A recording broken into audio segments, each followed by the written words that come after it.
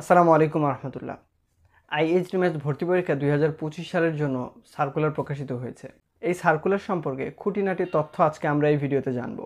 আজকের ভিডিওতে ঠিক কি জানা যাবে তার একটা শর্ট লিস্ট আমি আপনাদেরকে দিই। আইএইচটিএমএস ভর্তি পরীক্ষা কবে হবে, আবেদন কবে শুরু হচ্ছে, কবে শেষ হচ্ছে, কিভাবে আবেদন করবেন, অ্যাডমিট কার্ড কিভাবে পাবেন, অ্যাডমিট কার্ড কবে পাবেন, আইএইচটিএমএসে কতবার আবেদন করা যাবে, আইএইচটিএমএসে ভর্তি পরীক্ষার জন্য যোগ্যতা কি।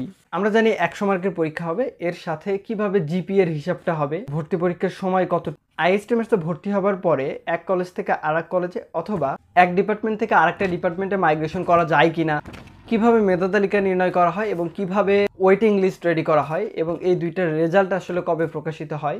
এবার ভর্তি পরীক্ষায় কোটা থাকছে কি থাকছে না, আর থাকলে কত পার্সেন্ট থাকছে। ম্যাথসের ইন্টার্নশিপ নিয়ে অনেকে প্রশ্ন করছিলা, আজকের ভিডিওতেই জানবো ম্যাথসে ইন্টার্নশিপ আছে কি নাই, থাকলে কতদিন। আইএইচটিএমএস ভর্তি পরীক্ষা 2025 সার্কুলার ইতিমধ্যে প্রকাশিত হয়েছে। ভর্তি পরীক্ষা অনুষ্ঠিত হওয়ার তারিখ তোমরা সবাই ইতিমধ্যে হয়তো জেনে গেছো, তারপরে আমি আবার বলতেছি। ভর্তি পরীক্ষার আবেদন শুরু হচ্ছে 14ই আগস্ট থেকে এবং আবেদন চলবে 27শে আগস্ট পর্যন্ত। সেপ্টেম্বর মাসের 14 তারিখ থেকে 16 তারিখ এর মধ্যে তোমরা অ্যাডমিট কার্ড পেয়ে যাবা এবং ভর্তি পরীক্ষা অনুষ্ঠিত হবে আগামী 19শে সেপ্টেম্বর।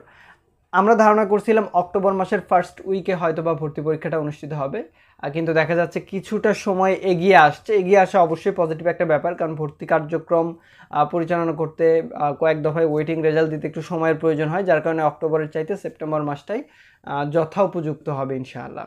ভর্তি পরীক্ষার সময় কিন্তু 1 ঘন্টা, অর্থাৎ আগামী 19শে সেপ্টেম্বর সকাল 10টা থেকে 11টা, সেদিনটা কিন্তু আবার শুক্রবার। এই সময়ের মধ্যে তোমাদের ভর্তি পরীক্ষা অনুষ্ঠিত হবে। তোমরা যারা আবেদন করবা, তোমরা কোন ওয়েবসাইটে গিয়ে আবেদন করবা তার লিঙ্ক আমি স্ক্রিনে দিয়ে দিচ্ছি, এখানে একটু দেখে নাও। এছাড়াও কিভাবে আবেদন করতে হবে এইটা কিন্তু আমি একটা ভিডিওতে আলোচনা করেছিলাম একদম বিস্তারিত, অর্থাৎ ওই ভিডিওটা দেখলে তোমার আর কারো হেল্প নেওয়ার প্রয়োজনই হবে না।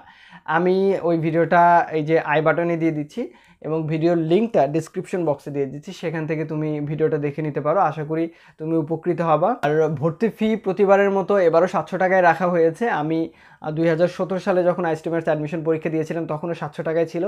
বাংলাদেশের সব কিছুরই দাম বাড়ে, শুধুমাত্র এই ভর্তি ফিটার দাম এখনও বাড়ে নাই, এটা অবশ্যই একটা পজিটিভ দিক। ভর্তি ফি দেওয়ার প্রসেসটাও আমি তোমাদেরকে দেখিয়ে দিচ্ছি, আর ডিসক্রিপশন বক্সে একটা লিঙ্ক দিয়ে দিচ্ছি এবং আই বাটনে আরেকটা লিঙ্ক দিয়ে দিচ্ছি। এই আই বাটন থেকে তোমরা দেখে নাও ভর্তি ফিটা কীভাবে পেমেন্ট করতে হয়। এর আগে তোমরা জানতা যে আইএইচটিএমএসে ভর্তি পরীক্ষা দেওয়া যায় 5 বার। এবার যেহেতু 2025 সালের ভর্তি পরীক্ষা, তার মানে 2021, 2022, 2023, 2024, 2025, অর্থাৎ 5 বার দেওয়া যাবে। এই 5 বছর যারা এসএসসি পরীক্ষায় পাশ করেছে তারা এবার আইএইচটিএমএসের ভর্তি পরীক্ষায় অংশগ্রহণ করতে পারবে। তবে ভর্তি পরীক্ষায় অংশগ্রহণ করার জন্য যে আবেদন যোগ্যতা, এটার একটু চেঞ্জ এসেছে। আগে ছিল 2.50, এবার কিন্তু 3 পয়েন্ট, অর্থাৎ 3 পয়েন্টের নিচে যদি কারো জিপিএ হয়ে থাকে সে কিন্তু এখানে আবেদন করতে পারবে না। এছাড়াও অবশ্যই বিজ্ঞান বিভাগ থেকে হতে হবে এবং বায়োলজি থাকতে হবে। বায়োলজিটা 4th সাবজেক্ট হিসেবেও থাকতে পারে, আবার মেইন সাবজেক্ট হিসেবেও থাকতে পারে, যেভাবেই থাকুক না কেন তোমার বায়োলজি থাকতে হবে। আবার বায়োলজিতে যদি 2 পয়েন্টের নিচে তোমার পয়েন্ট থাকে শুধুমাত্র বায়োলজিতে, তাহলে কিন্তু তুমি আবার আবেদন করতে পারবে না। ভর্তি পরীক্ষার সময় এর আগেও 1 ঘন্টা ছিল, এখনও 1 ঘন্টাই আছে। তবে এখানে বিশেষ যে ব্যাপারটা যোগ হচ্ছে সেটা হচ্ছে পাস মার্ক কিন্তু 40।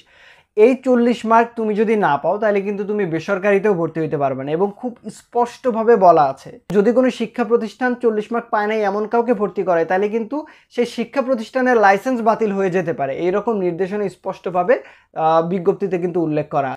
তুমি নোটিশ দেখে সরকারের বিধিবিধান অনুযায়ী তুমি ভর্তি হবা, ঠিক আছে। এর বাইরে তুমি যদি ভর্তি হও তোমার যে টাকা পয়সা নষ্ট হবে, সময় নষ্ট হবে, এর জন্য দায়ী কিন্তু তুমি।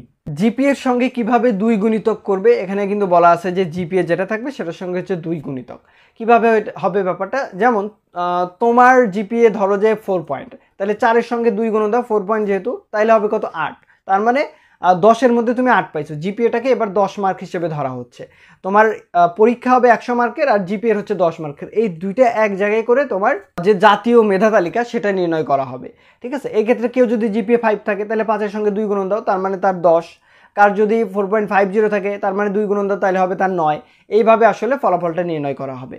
আবার যদি এই রকম হয়, ধরো তুমি পাইছো 4.50, আমিও পাইছি 4.50, আবার তুমি ভর্তি পরীক্ষায় পাইছো 100-র মধ্যে 80, আমিও পাইছি ভর্তি পরীক্ষায় 100-র মধ্যে 80, তাইলে আসলে জাতীয় মেধা তালিকায় কীভাবে মেধা তালিকা করা হবে, কারণ দুইজনের তো সব মার্ক সেম।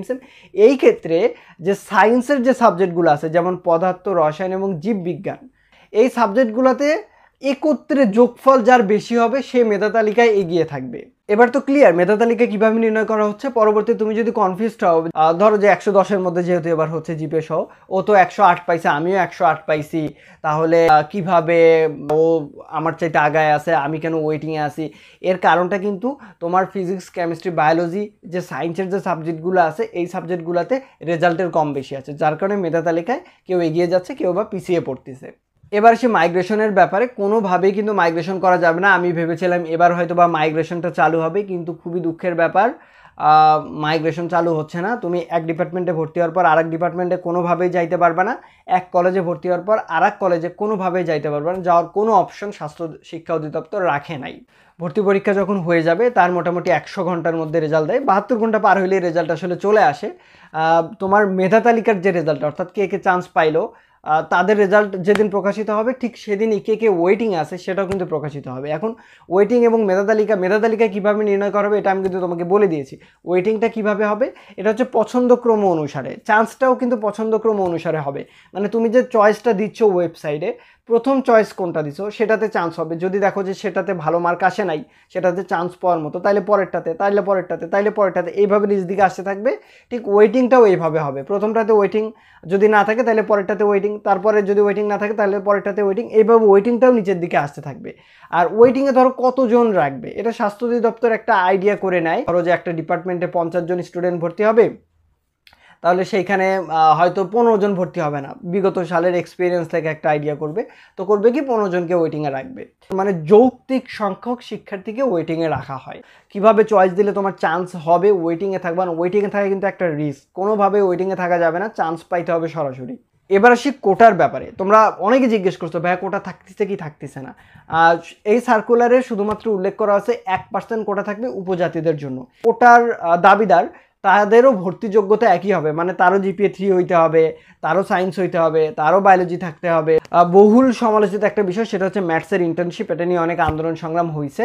তবে খুশির ব্যাপার এই যে যারা ম্যাথসে এবার ভর্তি হবা বা যারা ম্যাথস অলরেডি পড়তেছে, এরা পাশ করার পরে 100 শয্যা বিশিষ্ট হসপিটাল অথবা জেলা সদর হসপিটালগুলোতে ইন্টার্নশিপ করার সুযোগ পাবে 6 মাস। আশা করি তোমার যে প্রশ্নগুলোর প্রয়োজন সেগুলোর অ্যান্সার তুমি পেয়ে গেছো। এছাড়াও যদি তোমার কোনো কোয়েশ্চেন থাকে তাহলে প্লিজ এই যে হোয়াটসঅ্যাপ নাম্বারটা দেখতে পাচ্ছ এখানে একটু আমাকে নক করো।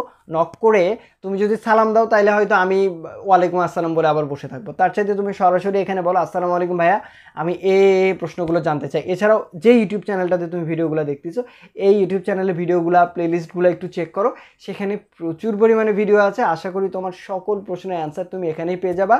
ভালো থাকো, আবার একটা ভিডিওতে দেখা হবে। আসসালামু আলাইকুম রহমতুল্লাহ।